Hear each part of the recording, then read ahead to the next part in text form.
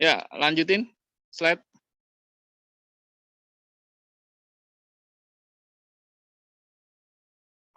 Ini kok jadi pasukan ya. Force itu gaya ya, studi tentang gaya yang terkait dengan gerakan. Oke, lanjut. Yang nanti tulisan-tulisan pasukan itu diganti gaya. Lanjut.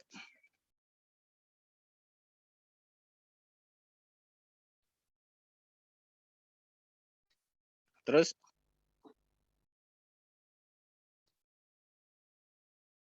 Nah, kalau yang tanpa memperhatikan gaya itu namanya kinematik, intinya itu ya. Artinya kita nggak perlu tahu misalnya gerakan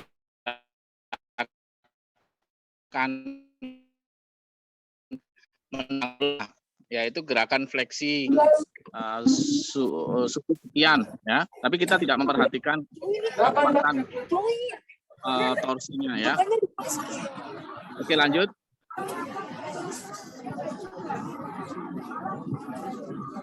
Nah, kalau kita melihat kinematik, maka ada dua tipe, yaitu gerakan yang linier, lurus, dan gerakan yang rotasional. Lanjut. Gerakan yang linier ini sering disebut sebagai gerak translasi. Ya, oke, lanjut. Contoh dari gerak translation atau linear ini, misalnya ketika kita jalan atau ketika kita naik sepeda atau naik motor dalam kondisi jalan yang lurus. Lanjut.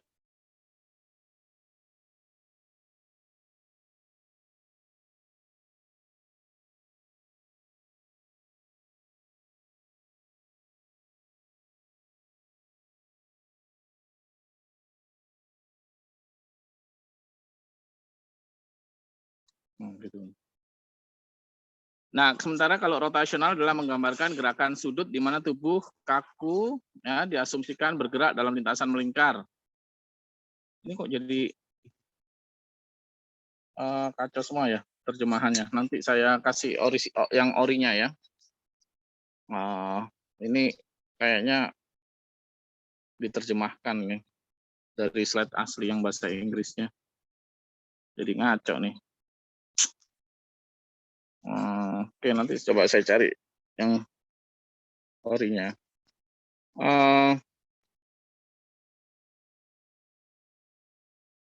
Ya, intinya adalah gerakan rotasional ini menggambarkan gerakan yang membentuk sudut. Misalnya gerakan sendi bahu atau gerakan sendi panggul ya, hip ya, joint, atau gerak yang gerak seperti pesenam ya, yang melakukan gerakan ekstensi terang ya, sehingga membentuk sudut ya, itu disebut rotasional ya. Oke, yuk lanjut.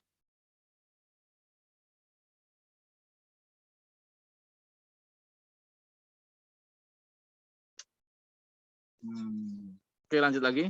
Nanti saya kasih yang aslinya. Terus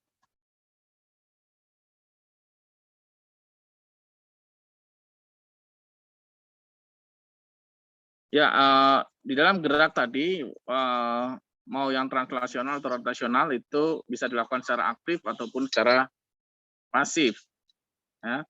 Nah, kalau secara aktif itu nanti dihitung geraknya juga, gayanya, besarnya. Nah, itu disebut namanya kinetik. Jadi nanti kita lebih banyak ke kinematiknya, ya.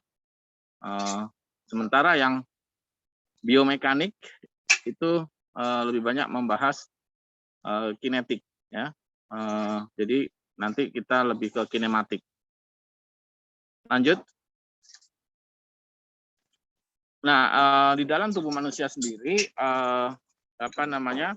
tadi saya bilang dalam ilmu kinesiologi yang kita pelajari kinematik, ya, misalnya sendi bahu bergerak, sendi lutut ya. Itu disebut osteokinematik. Ya, gerakan fleksi, ekstensi, abduksi, eksternal rotasi itu gerakan osteokinematik. Ya, slide. Nah, ini ya, slide terus lanjut. Terus lanjut. Terus. Lanjut. Terus.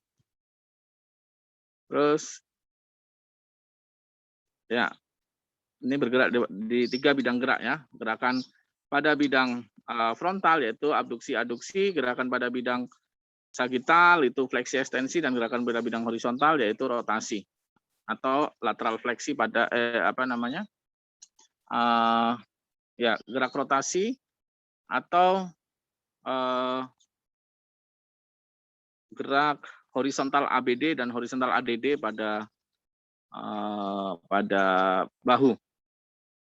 Oke, lanjut. Terus ya, di dalam bidang gerak tersebut ada garis imajiner yang tegak lurus ya. Yang disebut sebagai axis of rotation ya.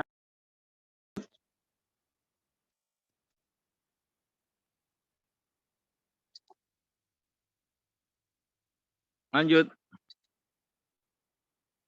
Nah, bidang sagital itu aksisnya ya. Kalau dulu kita belajar vektor ya, itu ada sumbu X, ada sumbu Y ya. Sumbu X itu yang ke atas, sumbu Y yang melintang ya, sumbu Z itu yang diagonal. Ya. Kebalik ya, sumbu X itu yang vertikal ya. Kok vertikal apa namanya? Horizontal ya. Sumbu Y yang vertikal dan sumbu Z yang diagonal. Ya. Jadi selalu tegak lurus terhadap bidang gerak aksis itu. Nah, ini harus hafal. Oke, lanjut. Nah, degree of freedom ini adalah derajat kebebasan. Misalnya sendi siku itu kan cuma bisa ditekuk-tekuk aja. Artinya dia cuma satu bidang gerak. Ya, berarti derajat kebebasannya adalah 1. Lalu ada yang 2 derajat ya. Contohnya adalah sendi ankle ya. Ada gerak dorsofleksi, plantar fleksi, dan ada gerak inversi, eversi ya, atau gerak sering disebut sebagai gerak ADD dan sebenarnya dia gerak ADD dan ABD, tapi disebutnya gerakan inversi dan eversi. Ada juga yang 3 bidang gerak, misalnya bahu bisa fleksi ekstensi, bisa ABD ADD, dan juga bisa rotasi. Lanjut.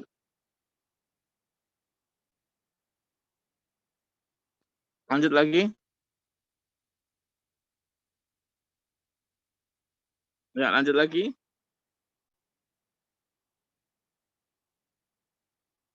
Ya, jadi gerakan itu ya bisa dilihat dari perspektif gerak sendinya.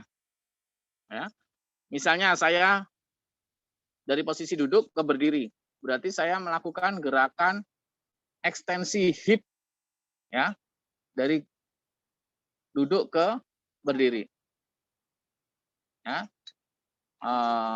Atau misalnya saya melakukan gerakan dari berdiri ke duduk. Ya, berarti saya melakukan gerakan fleksi hip. Ya. Tetapi yang bergerak adalah segmen distal. Ya. Kalau misalnya saya berdiri ke duduk dan duduk ke berdiri, yang bergerak apa? Femur saya atau tibia saya? Yang bergerak kan femur. Nah, berarti yang bergerak proksimalnya. Nah, kalau yang bergerak distalnya berarti seperti orang nendang bola. Ya, yang bergerak distalnya. Oke, lanjut.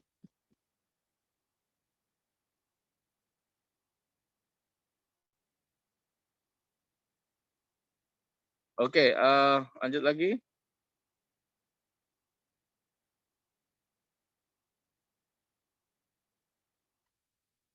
Ya, bisa juga dilihat dari segmen kinematik ya. Jadi gerakan itu bisa dilihat dari sendinya dia nekuk lurus, tapi juga bisa dilihat dari segmennya. Ya, lanjut. Jadi bisa dilihat dari mana yang bergerak distal atau proksimal. Ya. Jadi ada yang disebut proximal on distal segmen kinematik, ada yang disebut distal on proximal segmen kinematik. Jadi contohnya yang proximal on distal, jadi yang proximal bergerak terhadap distal.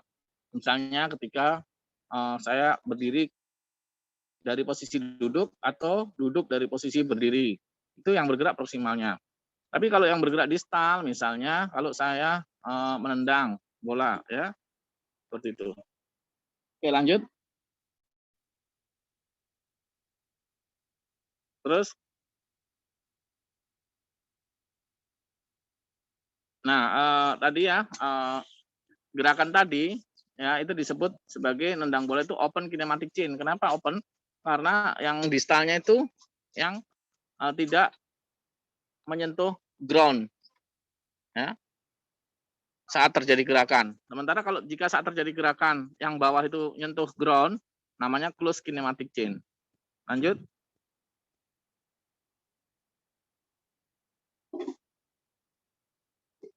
Ya, lanjut lagi. Nah, ada juga yang disebut sebagai arthrokinematik. Kalau tadi kita melihat gerakan dari luar, sekarang kita masuk ke dalamnya. Sebenarnya apa yang terjadi di tulang ketika terjadi gerakan? Ya. Ya, oke, lanjut. Nah, contohnya adalah sendi bahu. Sendi bahu itu yang bergerak adalah kaput humerus terhadap fossa glenoidal dari scapula. Ya. Selalu sendi itu satunya cekung, satunya cembung. Ya. Yang cekung disebut concave, yang cembung disebut convex. Lanjut. Lanjut lagi. Nah, jika cembung terus lanjut ya.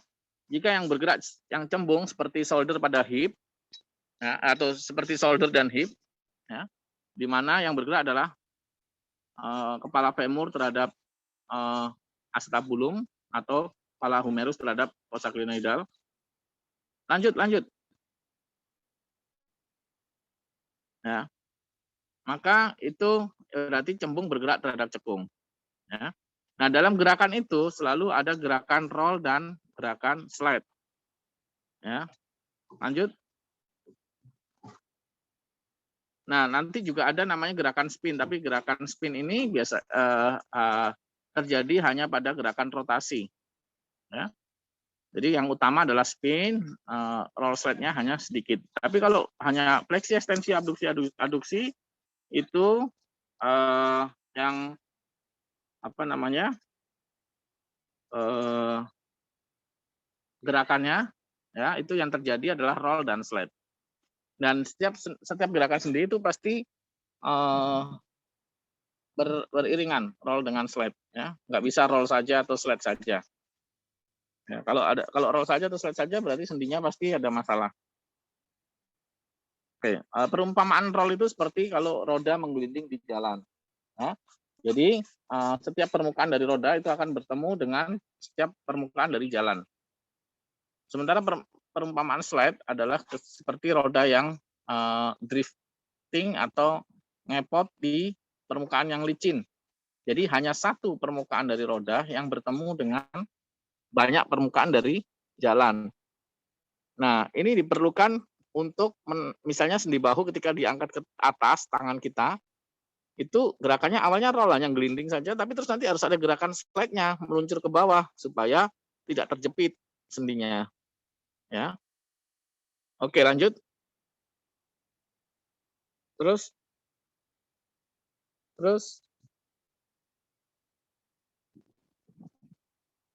ya kalau spin itu gerakan seperti gasing ya. Jadi satu permukaan bertemu dengan satu titik pada permukaan lain. Ya. Nah, ini contohnya gerakan rotasi. Itu kan spin. Ya. Namun gerakan pada manusia itu nggak bisa hanya misalnya saya hanya bergerak rotasi saja kan nggak ada. Misalnya orang main bulu tangkis. Itu selain ada fleksinya, selain ada rotasinya juga ada fleksinya. Ya. Jadi selain ada spin juga ada roll and slide-nya. Ya. Jadi dalam gerak fungsional selalu gerakannya itu barengan. Ya, roll, slide, and spin. Oke, lanjut.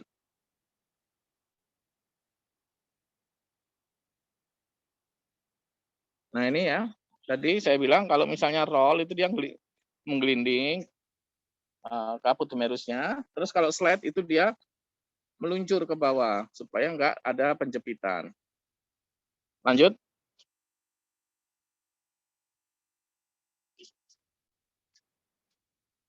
Terus, nah ini adalah spin adalah mekanisme utama untuk rotasi. Ya. Lanjut lagi. Nah ada tadi yang saya bilang memang dalam kehidupan sehari-hari itu ya pasti tidak mungkin hanya gerakannya lempeng-lempeng aja, roll slide saja. Pasti juga melibatkan spin. Ya, bahkan ada gerakan yang memang kelihatannya lempeng, lurus-lurus saja, seperti hanya roll and slide saja, sebenarnya di akhir gerak ada spinnya, misalnya pada sendi lutut. Pada saat kita ngelurusin lutut, itu sepertinya hanya roll and slide saja, tapi sebenarnya di akhir gerakan ada spin untuk menyesuaikan bentuk permukaan yang tidak rata.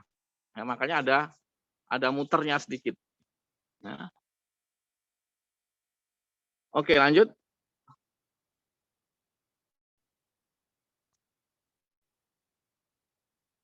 Nah, lalu prinsipnya kalau misalnya cembung bergerak terhadap cekung, itu roll-nya pasti berlawanan arah dengan slide-nya. Jadi kalau tangan kita angkat ke atas, itu namanya gerakan roll, kaput humerusnya. Nah, slide-nya pasti ke bawah, ya, untuk menghindari jepitan. Sebaliknya kalau sendi siku, ya, yang bergerak adalah ulna terhadap humerus. Ya.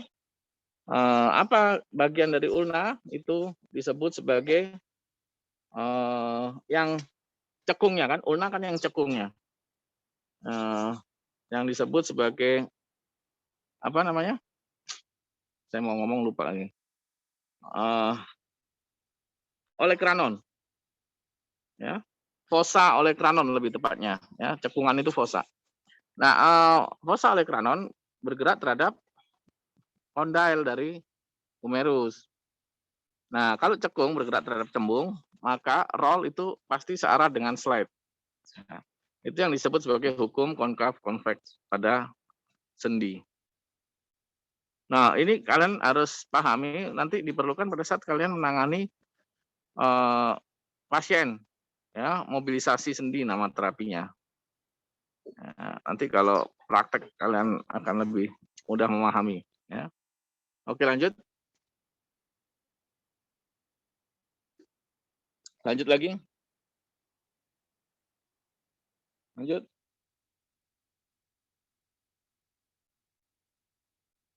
Lanjut lagi.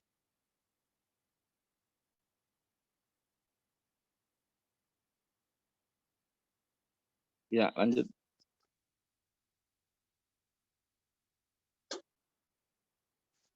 Nah, kemudian ada yang disebut sebagai close back position dan lost back position. Close back position adalah posisi di mana sendi itu berada pada posisi terkunci, di mana ligamennya itu tight, ya, sehingga tidak memungkinkan dilakukan gerakan sendi. Misalnya pada siku, kalau pas sikunya ekstensi itu berarti close back position. Lanjut. Nah, kalau sendinya itu longgar itu disebut open back position. Nah, kita nanti melakukan mobilisasi sendi ya dalam posisi open, nggak mungkin posisi close. Ya. Kecuali pada kasus-kasus yang memang membutuhkan penanganan pada akhir gerakan. Oke, lanjut. Oke, ini yang slide yang pertama, nanti saya kasih slide aslinya. Ini saya ambil dari external hard disk saya, nggak tahu ini kok malah begini. Oke, coba yang slide kedua yang saya berikan. Izin bertanya Pak, yang biomekanik of breathing bukan Pak? Bukan. Yang mana ya Pak? Judulnya ya. Iya. Judulnya itu Kines 1. Kines 1 biomekanik force and levers. Ya. Baik, sebentar Pak.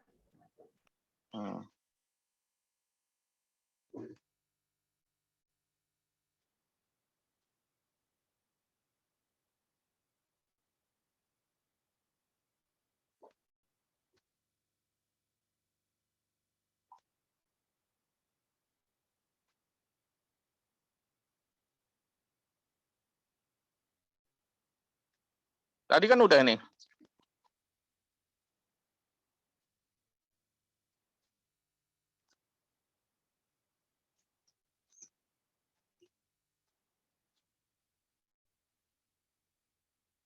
Oke, sekarang yang ini. Oke, di slideshow.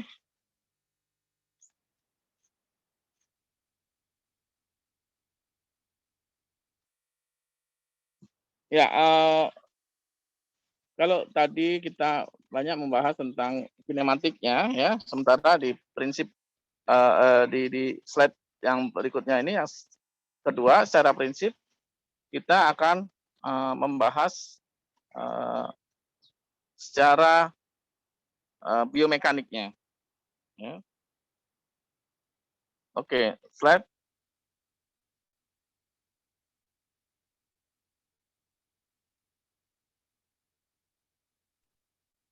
Oke.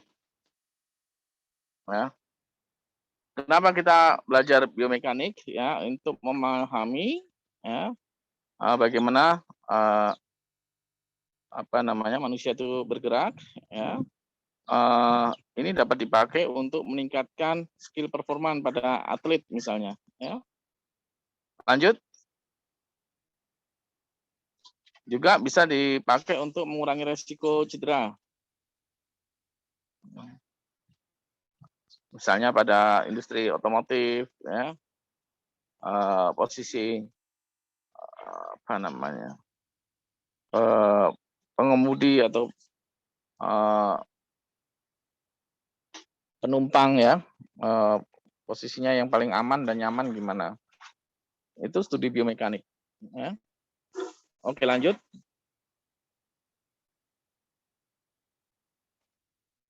Nah, biomekanik ini tidak hanya dipelajari oleh fisioterapi. Kalau fisioterapi memang lebih banyak ke tadi ya, kinesiologinya ya, kinematiknya ya. Sementara kalau kinetiknya ini ya banyak kan engineer ya, atau ahli biomedik. Oke, lanjut. Oke, lanjut.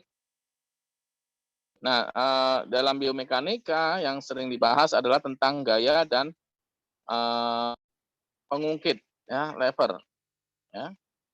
Gaya ini bisa menarik atau bisa mendorong. Ya. Jika gaya dipekerjakan pada sebuah objek, ya, dapat memproduksi dua tipe gerakan, yaitu yang seperti tadi kita bahas, ya, translasi dan rotasi. Coba slide berikutnya. Ya, oke, lanjut. Tapi ada juga gerakan yang disebut deformation, tapi ini intinya malah justru tidak terjadi gerakan. Ya. Oke, lanjut. Nah, selama ini kita sebenarnya juga sudah ada gaya yang bekerja pada tubuh kita, yaitu gaya gravitasi.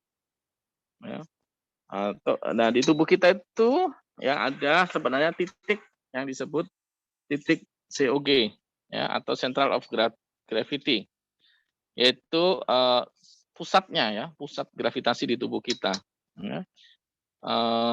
Point at which all part of the body are in balance. Ya, ketika COG-nya ada di situ, maka itu paling sempurna balance-nya. Ya. Nah, pada laki-laki COG itu kira-kira ketika berdiri 57%, ya, perempuan 55%, ya. Nah, wanita itu lebih banyak konsentrasinya pada hips, ya, dan di bawahnya, ya. Sehingga biasanya lebih kemampuan keseimbangannya lebih baik pada perempuan, ya. Nah, jadi karena dia letaknya agak di bawah, ya. Kalau laki-laki kalau misalnya dia mau sedikit seimbang, dia harus agak nekuk lututnya, ya. Berdiri sambil tekuk lututnya. Oke, lanjut. Nah, kalau ini posisi yang paling bukan yang paling ya. Ini adalah posisi yang balance, ya, di mana center of gravity-nya kan ada di sekitar COG kita, yaitu di depan sakrum 2, ya. Tapi ketika kita bergerak ke sini, ya, ketika misalnya tangan kita belum nyentuh lantai, COG-nya itu ada di luar tubuh kita, sehingga kita pasti akan jatuh, sehingga akan disangga oleh tangan. Ya. Ketika sudah disangga oleh tangan, COG-nya balik lagi ke dalam tubuh kita. Ya. Oke, next. Next. Oke, coba yang slide yang sebelumnya. Nah, ketika when we produce rotation, ya, as a consequence of a force being applied. Jadi misalnya kita ada gaya yang bereaksi pada kita, lalu terjadi gerakan rotasi pada tubuh kita, ya. Itu rotasinya disebut gerakan rotasional jika terjadi perubahan pada perputaran seperti bumi itu, ya, bumi berotasi pada COG kita. Nah, karena COG kita itu di daerah sakrum, ya, di depan S2. Jadi kalau misalnya kita hadap depan terus muter, gerak jalan gitu, ya, misalnya balik kiri, ya, dari depan terus balik ke belakang terus maju lagi, nah itu terjadi gerakan rotasional. Lanjut.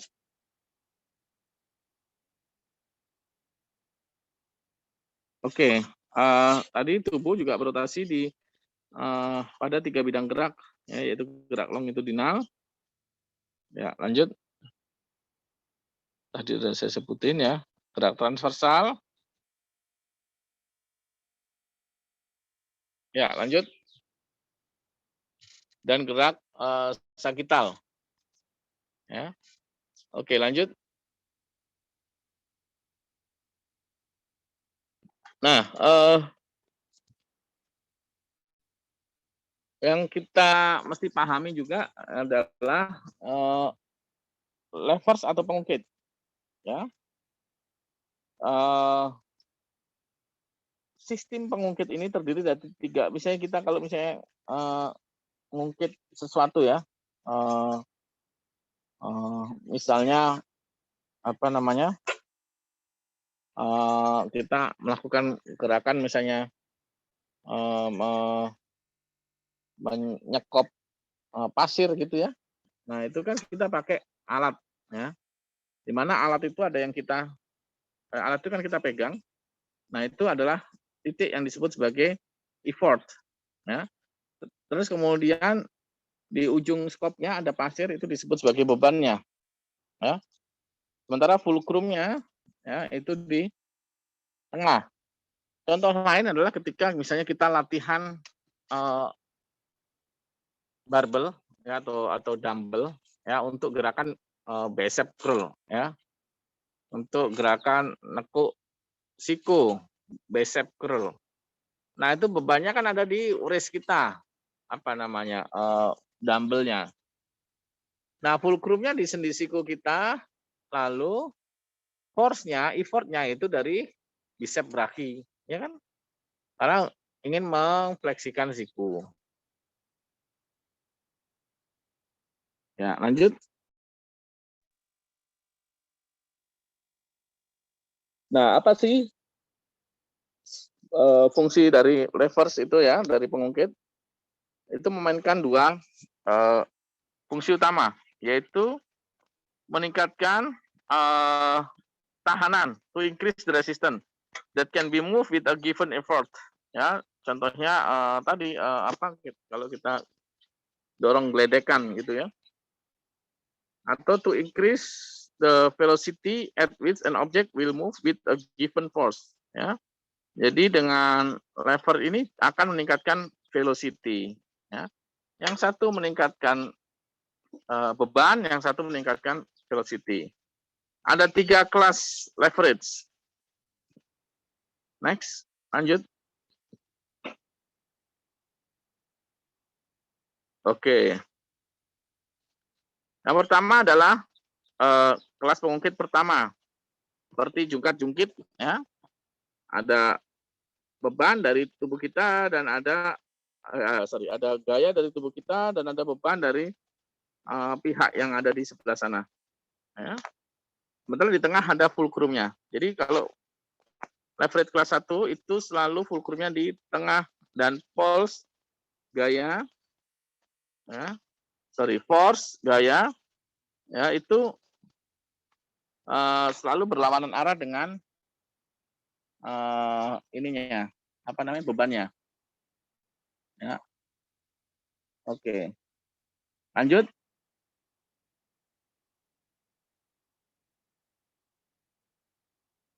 Nah, ini adalah second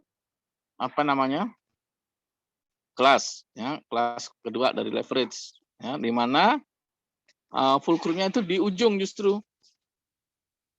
Ya. Contohnya wheelbarrow tadi, geledekan tadi ya, geledekan satu roda yang rodanya di depan. Lanjut lagi.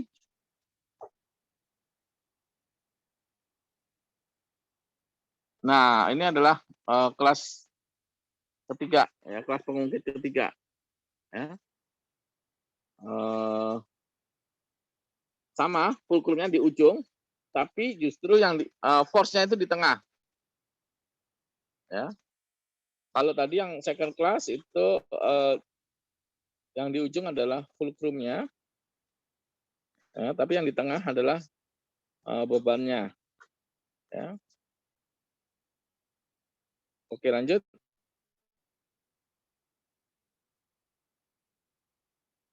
Nah, ini contoh di tubuh kita. Ya. Di kelas 1 di mana fulcrumnya di tengah, ya, lalu force dan resistance itu dalam posisi yang berlawanan dan berjauhan.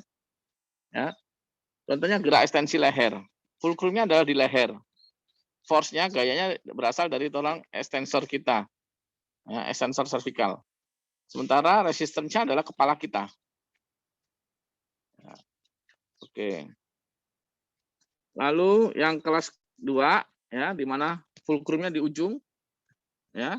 Contohnya adalah ketika gerakan plantar fleksi atau fleksi dari kaki, ya. Oke, kelas ketiga. Nah, ini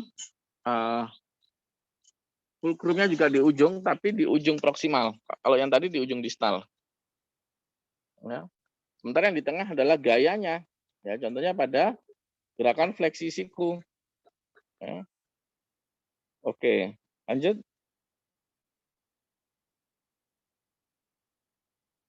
Nah, ini contohnya ya.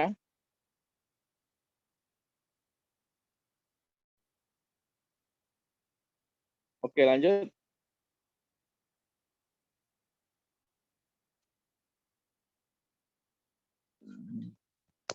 Ya, ini salah satu lagi contohnya. Lanjut lagi.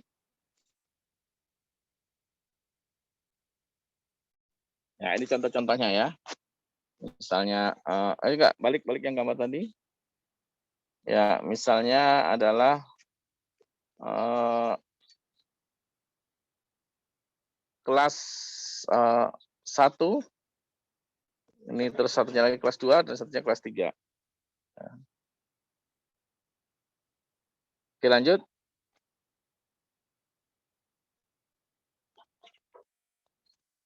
Oke. Lanjut lagi. Ini hukum Newton ya, tentang gerak. Yang pertama ada hukum Newton pertama, yaitu hukumnya adalah objek itu akan berada dalam posisi diam, ya, sampai ada gaya yang bekerja pada dia, maka dia akan bergerak. Lanjut. Nah, sementara yang hukum kedua, ya, dari Newton adalah when a force acts upon a mass, the result is acceleration of that mass. Ya. Jadi kalau kita memberikan gaya yang kuat, maka akan terjadi akselerasi yang lebih cepat. Ya. Lanjut. Nah, sementara yang hukum ketiga adalah hukum aksi reaksi. Ya. Lanjut. Oke.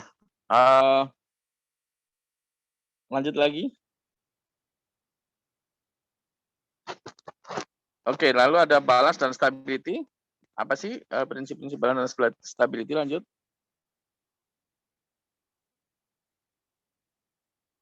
Stability itu didefinisikan sebagai kemampuan untuk menahan atau mempertahankan posisi pada space. Ya, misalnya ini Willy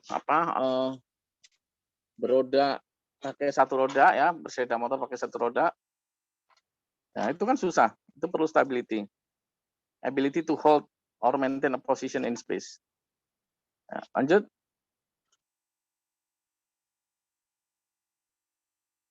Ya, yang menentukan adalah posisi COG-nya dan juga arah gaya yang terlibat. Lanjut.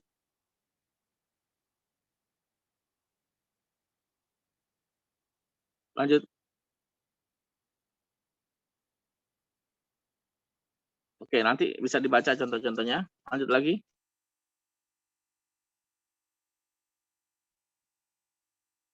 Lanjut. Terus. Oke, tadi udah ini. Lanjut. Ya. Nah, kalau ada pertanyaan tentang gerakan, ya, macamnya, ya tadi, ya kerasa linear. Oke, lanjut. Torsi ini adalah gaya yang bekerja pada sendi yang bergerak dengan menimbulkan sudut. Lanjut.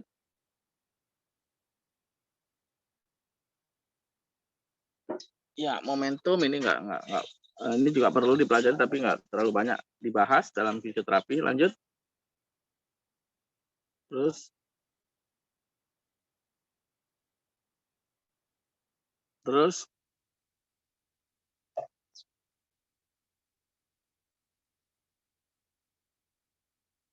Halo? Lanjut.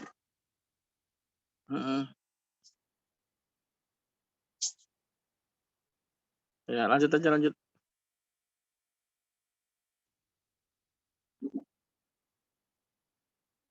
Oke, ini masih sama kayak tadi. Lanjut.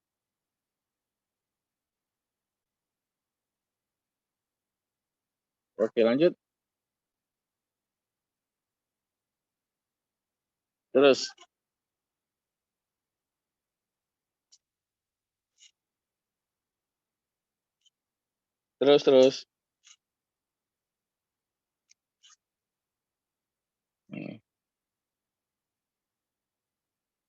Ya, oke. Saya rasa yang dari saya hanya itu, ya.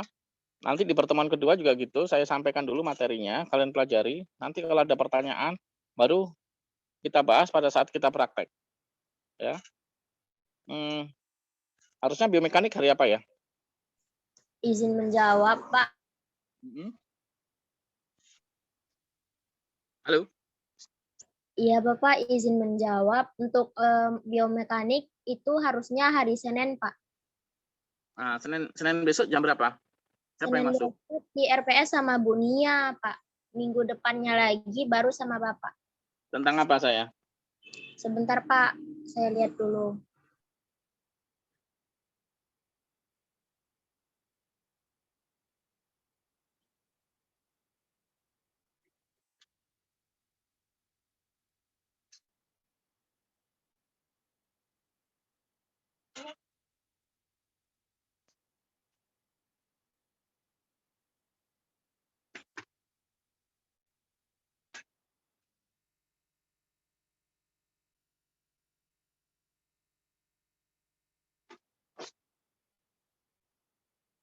Oke, nanti kalau enggak Senin saya masuk dulu aja bilang sama Bu Nia ya. Iya, baik Pak. Nanti kami atur waktunya, Pak. Ya, ya. Oke, dari saya ini dulu. Nanti habis saya masuk yang kedua, terus setelah itu kita praktek. Nah, nanti kalau ada pertanyaan bisa ditanyakan pada saat praktek ya. Karena Izin ber- agak susah nih ngejelasin kalau online gini nih. Ya. Izin bertanya, Pak, sebelumnya. Mengenai praktek ini, apakah diwajibkan semua mahasiswa untuk ikut, Pak? Dikarenakan teman-teman kami masih ada yang di luar Pulau Jawa. Nah, ya, kenapa kok di luar Pulau Jawa? Emang rumahnya di sana? Iya, Bapak, emang rumahnya di sana. Oh, ya udah siap-siap aja. Sekarang kan mulai dari SD sampai anak kuliah udah disuruh masuk sekarang September. Ya. Ya, baik, Kan Bapak. saya, Terima kasih, Pak. oke, ya udah kalau gitu. Saya akhiri ya. Terima kasih. Selamat siang semuanya. Assalamualaikum warahmatullahi wabarakatuh. Waalaikumsalam warahmatullahi wabarakatuh. Terima kasih Bapak. Saya izin live ya. Iya, Bapak. Baik Pak. Terima kasih, Pak. Siap-siap ya, mau ke Bekasi. Ayo Bekasi, gas.